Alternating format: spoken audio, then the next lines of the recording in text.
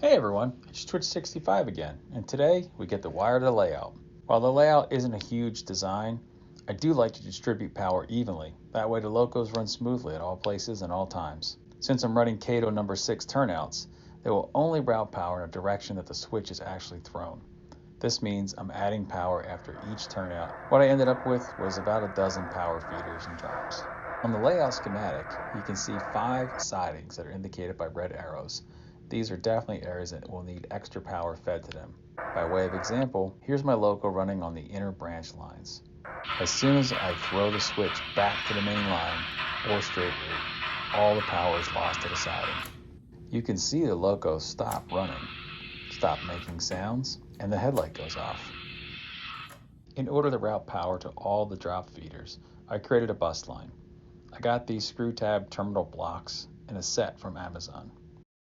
The dust covers are a nice touch, but we don't need them right now. The insulated jumper strips are provided for each of the sets in both a red color and a black color. Attaching the terminal jumpers couldn't be easier. Instead of cutting, stripping, and connecting a bunch of small length jumper wires, we just insert the metal jumper and screw all the terminal screws down. This provides a very positive connection. The main bus power lines are made from 16 gauge wire.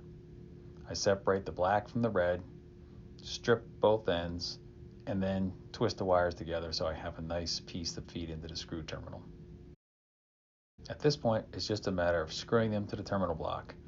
I like to keep both ends of the block open, so that way I can add more blocks if needed. Leaving us with a block that will distribute the same input voltage or signal from the DCC command center. And here you can see I've connected the bus leads to the NCE Power PCP power panel. This will provide DCC, or digital command and control, power to all the feeders.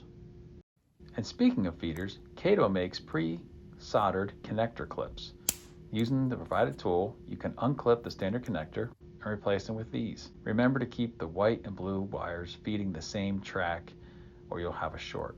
I use blue is to the back as a mnemonic to remember which lead goes to which track. Kato also provides Tamiya style connectors off the ends of the feeders for use with their DC powered packs. We won't really be needing them because we're going to run DCC power. So we just repeat the whole process for the feeder wires, separating the wires, stripping off the plastic casing, giving them a little twist, and then inserting them into the bus line. Here's an underside picture of the finished bus lines. The red arrow and the black arrow indicate where we've added an additional bus line out to another set of feeder blocks to hit the other side of the layout.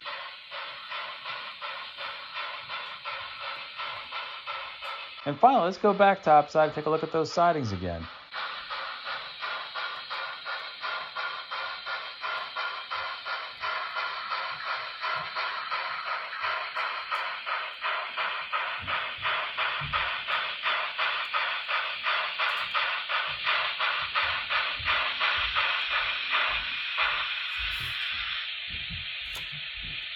Now you can see the power routes to the engine no matter which way any of the switches are thrown.